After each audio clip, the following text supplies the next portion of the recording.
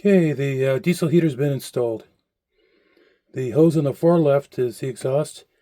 It goes straight out to the former exhaust port from the original propane heater. The smaller line to the right is the air intake. Goes outside just like the original setup.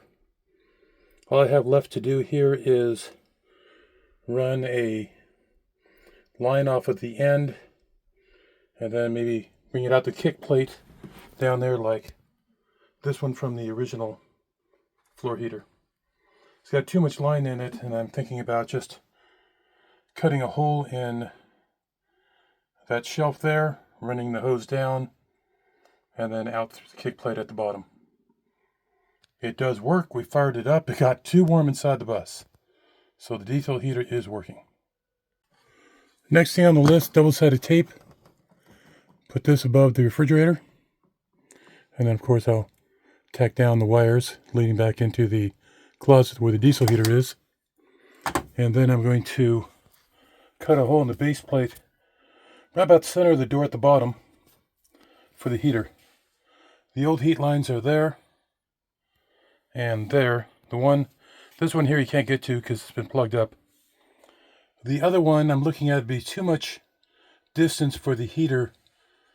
I'd have to route it down, over, back, and over to there.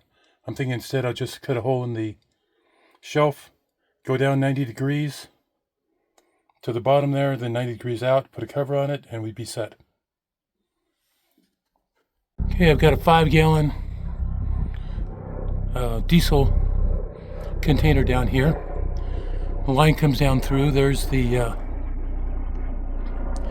diesel fuel filter, goes up through the grommet. Those metal things are my homemade grommets. They go up in the compartment up above. And then here are the old exhaust ports. So this is the heat exhaust here. Fresh air comes in there.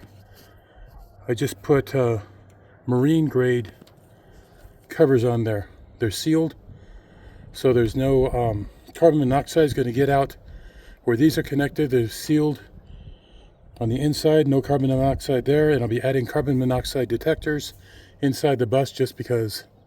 So there we are. Lawn Arts diesel heater upgrade today.